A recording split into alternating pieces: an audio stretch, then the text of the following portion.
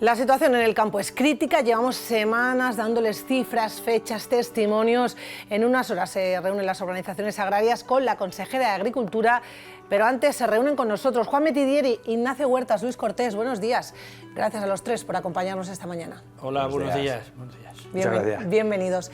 Sobre la mesa de ese encuentro, que como digo va a tener lugar en unas horas, entre otros asuntos, el plan de ayudas propuestas por el Gobierno central. Aseguraba el ministro Planas que nunca abandonarían a los agricultores. Con carácter general, un 25% los módulos de la estimación objetiva singular, a la cual se acogen más de 828.000 agricultores y ganaderos en nuestro país. Es evidentemente un incremento excepcional, del 15 lo subimos al 20 y ahora al 25, esfuerzo adicional evidentemente para compensar unas circunstancias excepcionales. El Gobierno rebaja en 1.807 millones de euros los impuestos para los agricultores. El BOE publica ya esa rebaja del 25% para agricultura y ayudas a la compra del gasóleo agrícola y fertilizantes. Yo os voy a pedir una primera valoración. Juan. Bueno, pues decir a las palabras estas del ministro que no es que sean insuficientes, sino que son totalmente inciertas, ya que la única rebaja que hay considerable en los módulos, que yo no la considero tampoco rebaja, es en otras comunidades autónomas. Es decir, nosotros los coeficientes que se van a aplicar a todo el agricultor y ganadero que está en módulos es el mismo que se le aplicó en el año 21 y siempre hay que entender de que se está hablando del año 2022, no del 2023, ¿no? Por lo tanto, para nosotros no es cierto y evidentemente ya no es que sean insuficientes, sino que se continúa tomando el pelo al sector. Ignacio. Bueno, nosotros consideramos que esta como primera medida es una medida importante desde la óptica de que primero es una medida que se implementa para este año, es decir, que los agricultores y ganaderos este año, a pesar de que la sequía la estamos sufriendo en el 2023 y esta era una petición del sector, que se impide que este año el agricultor, ahora que se están haciendo las declaraciones de la renta, o el ganadero tenga que asumir una parte importante en el pago al IRPF y por tanto en este sentido es positiva. Pero luego lo que tenemos que decir es que obviamente hablamos de una sola medida, que nosotros hemos pedido un plan de choque, todos conocemos la dimensión de la sequía, vemos como desgraciadamente cada día crece más y además el nuestro es un territorio donde la sequía no es la primera vez que azota, sino que venimos sufriendo sequía, el año pasado ya tuvimos problemas muy importantes, es decir, necesitamos un paquete de medidas que realmente garanticen la viabilidad de las explotaciones, que hagan que podamos seguir hacia adelante. Luis. Pues si te parece, ponemos un ejemplo concreto para que los agricultores y la ciudadanía nos entiendan, porque lo que dice el ministro es falso, es mentira. Se ha valorado como una exención de módulos, por ejemplo, que el módulo del arroz nos baje del 32 al 16. Ministro, ¿qué arroz? Si no pudimos el año pasado sembrar, si el agricultor no tiene arroz para poder aplicarse el módulo, que es mentira. Claro, si te computan como un beneficio una desgravación en un sector donde no tiene producción, computa como cifra, pero luego realmente al agricultor eso es mentira. Por lo tanto, si el ministro nos va a hacer que todas y cada una de las medidas que va a proponer son como estas, que tenga la completa seguridad que los agricultores vamos a estar en la calle a no mucho tardar, porque lo único que nos hacía falta con la sequía que tenemos, tanto hídrica como en el resto de sectores, lo único que nos faltaba ya es que vengan las administraciones, en este caso el ministro de Agricultura, mintiendo a los agricultores y lo que es peor, mintiendo a la sociedad, diciendo una cantidad de millones que nos dan los agricultores que después no se reflejan y cuando vamos a hacer la declaración de la renta, el IRPF, vemos que eso es falso, que eso es mentira. Desde luego, en esta primera valoración habéis sido muy contundentes. ¿Qué medidas, y Ignacio, voy contigo, que hablabas de un plan de choque más concreto? Estas medidas afectan a la renta, a la declaración del año pasado, lo apuntaba también Juan. Medidas concretas para lo que está pasando ahora, en este 2023. Ignacio, bueno, nosotros lo primero que tenemos que decir es que necesitamos medidas que sean rápidas, que sean quirúrgicas y que sean sociales. Porque a las explotaciones que más van a necesitar el apoyo son las explotaciones familiares y las explotaciones profesionales. Y ahí abrimos una serie de bloques. Primero, medidas económicas, ayudas directas, préstamos bonificados, con bonificación también de amortización de capital. Estamos pidiendo también el adelanto de las ayudas de la PAC del 90%, sin esperar a terminar los controles que se puede pedir autorización a Bruselas. Estamos pidiendo dentro de lo que son las medidas ya de flexibilización de la PAC, que son muy importantes, porque son medidas que en definitiva van a tender a que el agricultor o el ganadero que hoy no puede hacer determinadas acciones que se le exigen en esta PAC, porque la sequía se lo impide, pueda seguir cobrando las ayudas y no suponga un detrimento. Que precisamente esta tarde hay una reunión con el FEGA pues, para tratar estas medidas. y estamos pidiendo también medidas desde el punto de vista de la gestión del agua. En este sentido, nosotros estamos pidiendo básicamente medidas como el que se incentive, se vuelva, cuando hablamos de esta situación no hablamos de una situación de sequía, hablamos de una situación de cambio climático, cada vez tenemos las lluvias más concentradas, necesitamos dar respuesta a eso, para eso tenemos que adecuar los cauces de los ríos, tenemos que adecuar nuestros pantanos y en este sentido hay que empezar a trabajar muy en serio con respecto a esto para tratar de regular mejor y poder recoger todo el agua que caiga porque es un bien escaso. Y luego también, muy rápidamente, tenemos que modernizar nuestros regadíos, seguir con la política de modernización, hay que ahorrar todo lo que se pueda la utilización de agua y en ese sentido hay que hacer el uso más eficiente del agua. Y por último, los seguros agrarios, en la que planteamos que los seguros agrarios en este momento no son efectivos, no dan respuesta al cambio climático y que por tanto hay que repensarlos y hay que dar más apoyo público a esos seguros para que verdaderamente cubran las necesidades que tiene el sector y que a día de hoy desgraciadamente vemos que no las van a cubrir. Vamos a hablar de los seguros. Enseguida ha puesto Ignacio sobre la mesa, Luis, voy contigo, una serie de medidas. Habla mucho también de futuro, porque el cambio climático es verdad que no es un problema de ahora, es un problema que parece que vamos a enfrentarnos durante muchos años. ¿Qué medidas añadirías tú a lo que apuntaba Ignacio? Lo primero que hay que hacer es intentar que las administraciones no den la patada hacia adelante. La Junta de Extremadura está esperando a ver qué hace el Ministerio y el Ministerio qué hace Bruselas. Cada una de las administraciones tiene su responsabilidad. La responsabilidad de Bruselas es que no se pierda ni un duro de la paz. Hay que flexibilizar las condiciones de la paz, porque estaría bueno que encima de la sequía no pudiéramos cumplir los ecoregímenes y encima perdiésemos ahí en Extremadura más de 150 millones de euros. Entonces, Bruselas tiene que flexibilizar la paz para que no se pierda ni un solo duro. El Ministerio tiene que flexibilizar las medidas fiscales y junto con las comunidades autónomas hay que poner en marcha lo que se llaman ayudas de Estado. O sea, hay unas ayudas previstas por la Unión Europea, unas ayudas de hasta 25.000 euros por explotación, que tienen que venir a las explotaciones porque debemos tener una cosa clarísima. Préstamos baratos no queremos por la sencilla razón de que los bancos no lo van a dar porque tenemos todo el riesgo cubierto. El agricultor que no ha sido capaz de pagar los préstamos no le va a dar ningún otro préstamo, por lo tanto, que me subvencione el SAECA o que me subvencione a quien que me avalen, no me va a valer absolutamente para nada porque el agricultor no va a tener acceso, ¿no? Por lo tanto, nosotros hemos hecho una propuesta de 55 medidas al Ministerio en la cual entendemos que cada administración tiene una serie de compromisos. Si somos capaces de que cada uno cumpla con sus compromisos, podremos no hacer ricos a los agricultores, sino podemos pasar el año. Pero tal como se está planteando las ayudas, de que Agricultura espera a ver qué hace el Ministerio manda una carta al comisario de Agricultura a ver qué es lo que puede hacer, mal vamos encaminados, ¿no? Por lo tanto, cada administración su responsabilidad, flexibilicemos la paz de tal manera que hasta el último euro que está aprobado venga a Extremadura, flexibilicemos las condiciones del Ministerio de Agricultura para que puedan llegar las ayudas de Estado a los agricultores y la Junta de Extremadura, que recordemos, y se lo vamos a recordar a la consejera dentro de un par de horas, la Consejería de Agricultura tiene transferidas las competencias de Agricultura y no puede, bajo ningún concepto, esperar que sea el Ministerio y la Unión Europea la que le saquen las castañas de fuego. La Junta de Extremadura, con el presidente de Extremadura a la cabeza, tiene que encabezar y poner encima de la mesa ayudas de Estado a las explotaciones afectadas por la sequía, que por desgracia este año en Extremadura son más del 80%. Juan, desde APAG, ¿qué incluiríais más en esa lista de deseos que vais a trasladar a la consejera? Sí, bueno, yo creo que, en fin, tú lo has catalogado, Miriam, como lista de deseos, yo diría de lista prioritaria de necesidades, porque la situación es agónica, la situación es urgente. Antes de entrar en ese listado de esa inclusión, que seguramente que alguna más se nos va a ocurrir a todos los que estamos aquí en la mesa, pues sí quería decir el por qué decimos nosotros que el ministro lo que ha hecho con esa venta de ayudas mediáticas miente, y pongo el ejemplo de lo que está publicado simplemente para no equivocarme. Es decir, los productos del olivo, el coeficiente a aplicar es el 0,18, el mismo que se aplicó en años anteriores, salvo en algunas localidades de Castilla-La Mancha y de Andalucía, no voy a entrar en cuáles.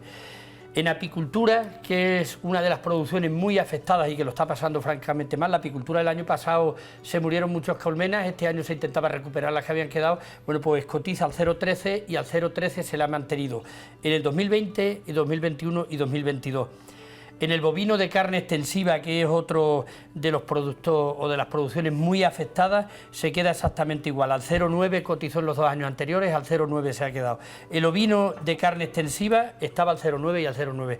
El porcino estaba en los 2 años anteriores de carne extensiva al 0,9 y se ha quedado al 0,9. Por lo tanto, es una verdadera mentira el anuncio mediático del ministro de Agricultura. Dicho esto, bueno, pues yo coincido plenamente con lo que han dicho antes los dos comparecientes, tanto con Luis como con Ignacio. Todo ese tipo de medidas son muy necesarias, pero si de verdad quiere hacer algo desde la Consejería, desde Extremadura o desde el Ministerio, lo primero que no dejemos de echar balones fuera hacia el Ministerio y hacia Europa. Y podrían empezar por una gran medida, que sería decir, la cotización a la Seguridad Social que tenemos que pagar cada mes, de momento exento el agricultor y el ganadero, hasta que la situación esté un poco resuelta. Yo voy a entrar ya en ayudas directas, en préstamos, en lo otro. El campo no está para préstamos, el campo está para soluciones, porque lo que es nuestros cereales de invierno están ahora mismo agonizando. Vamos a comprobarlo en directo hoy en Llerena, tenemos allí a una compañera. Hablamos de esas ayudas del Gobierno central, que como han podido escuchar no convencen a los representantes de las organizaciones agrarias en la región, y el Gobierno extremeño ha abierto la puerta a más ayudas. Estamos absolutamente de acuerdo y el Gobierno de España tiene que ir cumpliendo poco a poco y sacando las medidas correspondientes para la sequía. Nosotros estamos dispuestos, y así se lo hemos transmitido ya a las asociaciones agrarias, a complementar todas las ayudas directas que vengan del Gobierno de España. Bueno, como digo, esa reunión tendrá lugar en unos minutos y la falta de lluvias, estamos hablando de la sequía y de las consecuencias de esa sequía, ha provocado que los regantes extremeños tengan un 52% más de agua que la campaña anterior, pero claro, menos que en una campaña normal. Juan, ¿qué supone esto? Bueno, pues hemos visto lo que ha pasado en comunidades de regantes como el Canal de Orellana, donde solamente se permite la siembra del 60% de la superficie. Es decir, es una situación muy difícil y muy complicada, pero evidentemente ante situaciones de sequía, si no tenemos, hay que tomar medidas restrictivas, eso no nos vamos a salir de la razón. Lo que sí pedimos es que por ese 40% que no se puede cultivar y que no va a generar riqueza de ningún tipo, se compense de alguna forma, pero que se compense con medidas reales, no como ha pasado este año en las ayudas del arroz, que han llegado tarde y evidentemente han sido muy pocas. Claro, Ignacio, yo no sé si podemos poner cifras a lo que supone económicamente para un agricultor no poder cultivar el 40% de su tierra. Pues imaginemos, yo más que poner cifras, imaginemos cualquier trabajador que durante 2 años, porque estos agricultores llevan 2 años sin poder regar, es decir, no solamente este año, sino que el pasado también, durante 2 años reciba un 40% de su sueldo, menos. Entonces, yo creo que esta es la situación que hay que dejar clara y que, por tanto, estamos hablando de una situación de emergencia, la que desgraciadamente se está viviendo en el Canal de Orellana por parte de muchas explotaciones.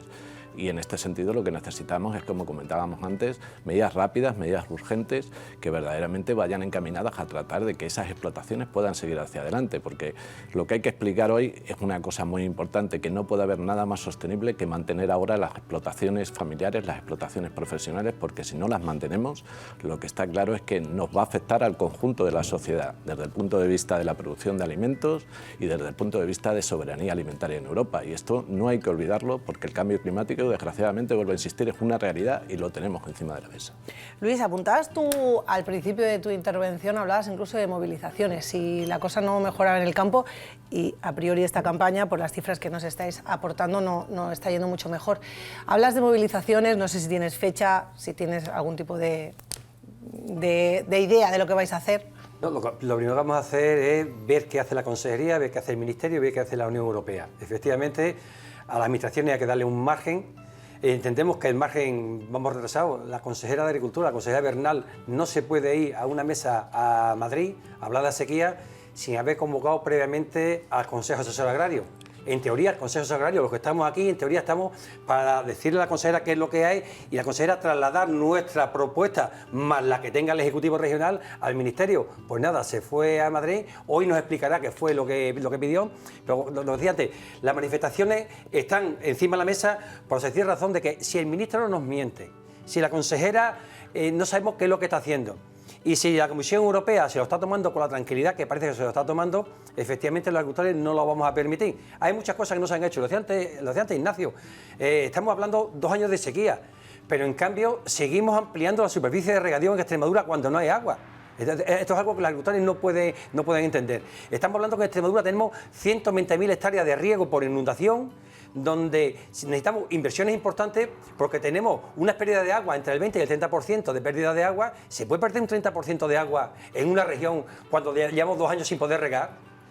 Podemos estar gastando 10, 12 mil metros cúbicos por hectárea de agua cuando no tenemos ni 1.500 metros cúbicos para regar a unos cultivos permanentes. Es decir, hace falta una política de agua y lo que no puede ser es que el político se sume cada año a nuevas inauguraciones. Oye, señores, vamos a modernizar el regadío, vamos a poner riego localizado que ahorren agua y una vez que ahorremos agua luego podremos ampliar, ¿no? Pero no al revés, totalmente al revés. Y por tanto, con esta política de agua que tiene la administración, con esta política de ayudas, con estos engaños que están dando, efectivamente los agricultores van a salir.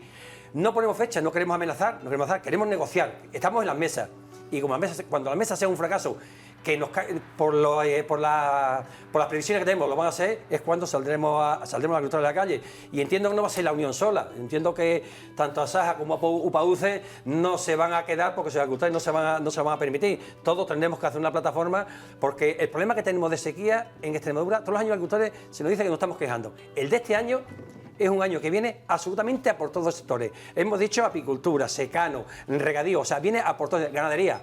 Hemos hecho las cuentas y mantener una cabaña ganadera de aquí al mes de noviembre que pueda empezar a comer cuesta más mantenerla que lo que vale la cabaña ganadera. Entonces, ¿qué vamos a hacer? ¿Están quietecitos esperando a ver si el ministro se ocurre alguna otra gracieta? No, por eso digo, o hay medidas concretas inmediatamente antes del verano o los agricultores estarán en la calle. De ganadería vamos a hablar en este programa la semana que viene, seguimos muy pendientes de todas las consecuencias también del campo y en este caso de la ganadería. Luis no confía en ese encuentro que vais a tener con la consejera. Os voy a preguntar luego, Juan Ignacio, si vosotros tenéis una visión un poco más positiva o seguir la línea que apuntaba Luis, pero queremos comprobar en directo desde la zona cero de la sequía en la región lo que está sucediendo allí en Llerena. Ya ven a mi compañera Sandra Hernández. Adelante, Sandra. Aquí seguimos en Llerena y está con nosotros ahora mismo en directo Cándido Méndez. Él es tesorero de la cooperativa Agrollerena. Buenos días. Cándido, nos va a contar cómo está la situación ahora mismo aquí en Llerena. Buenos días. Pues la situación, como bien sabéis, ya... Y yo creo que la poquita esperanza que teníamos hablo del cereal, está acabada ya, o sea, se ha perdido el 100% de la cosecha. Y bueno, nos quedan los cultivos proteicos que están a punto de desaparecer también porque se están quedando con una talla muy chica por la misma causa, por la falta de lluvia. Y bueno, el olivar, que es la otra parte de las rentas familiares que hay aquí, pues como siga con estas calores, pues también se perderá. Y en una situación excepcional como la de que estamos viviendo, ¿los seguros agrarios cubren parte de esas pérdidas? Pues la verdad es que no, porque aquí el seguro que funciona es el de pedrisco e incendio. Ese lo suelen hacer la mayoría de los agricultores y bueno, los datos están ahí en Agroseguro que se pueden ver. Pero ¿qué ocurre? Que el otro seguro de sequía, tanto de sequía en pastos, que por lo visto todavía no sigue dando sequía todavía a estas alturas. No entendemos cómo no puede dar sequía. Estoy hablando del seguro ganadero. Y el seguro de sequía en cereales, bueno, pues aquí nos tienen unos rendimientos muy bajos que al agricultor no le compensa de ninguna de las maneras poder hacerlo, sino digamos, si nosotros nos cuesta 700, 800 euros por hectárea hacerlo, porque invertamos 50 euros más por hectárea, es un ejemplo que pongo, evidentemente pues lo haríamos todo el mundo, pero tenemos unos rendimientos que no nos permiten hacerlo, porque no nos interesa. ¿Y entonces qué es lo que piden? ¿Qué medidas urgentes piden? Pues pedimos ayudas directas, porque para poder seguir el año que viene, para que sigamos produciendo, para que la sociedad siga comiendo, ni más ni menos. Y si no, bueno, pues mira, esta cooperativa, estáis viendo, está la parte de cereales, está la parte de aceituna, del olivar, y si esto sigue así, el año que viene, pues yo no sé quién es el que podrá aguantar, pero es cuestión todo de que el año que viene no tenemos dinero para empezar, y préstamos no nos valen. No nos valen para nada los préstamos, porque tendremos que pagar primero los que tenemos, ¿no? Y en el caso, como ha dicho, de que esto no pueda continuar al año que viene, ¿qué harán? Pues esa es una pregunta muy buena, pero no lo sé. Yo tengo compañeros que están vendiendo el ganado, porque no le queda otra. Toda su vida haciendo una cartilla ganadera, haciéndose haciendo con todo el esmero del mundo una ganadería o de ovejas o de vacas y que la estén vendiendo para sacrificio ahora es muy lamentable. Las tierras, hablo de los cereales, pues no las vamos a vender a lo mejor en 2 años o 3 años, pero no sé, esto no funciona y tenemos la sensación aquí que es una sensación generalizada, que nosotros estamos estorbando. Nosotros aquí no pintamos nada y lo que no sé qué es lo que quieren hacer con nosotros.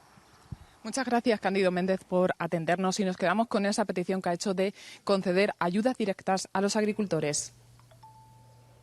Una petición de ayudas directas que ya habéis puesto sobre la mesa vosotros.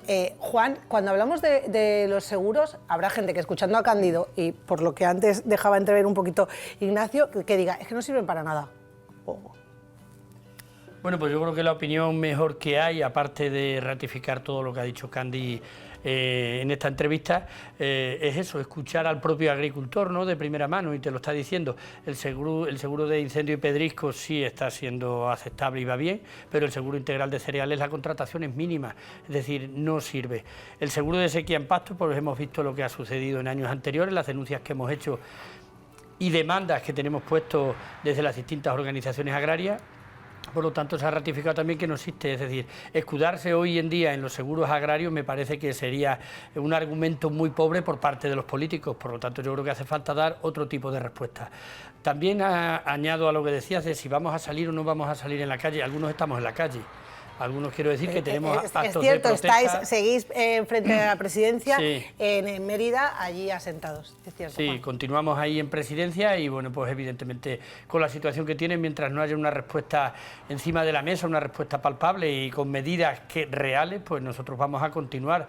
Nosotros no nos vamos a retirar tanto de estar en presidencia como las posibles actuaciones que tengamos que intensificar. Y para eso, bueno, pues yo lo que sí quiero decir es hacer ese llamamiento desde aquí en esta oportunidad que tú me das, o que me da Canal Extremadura Televisión, ese llamamiento a todo el mundo, a los agricultores, ganaderos, a toda la sociedad en general, pues yo creo que coincidimos los que estamos en la mesa que una Extremadura sin agricultura y sin ganadería difícilmente se puede entender, ¿no?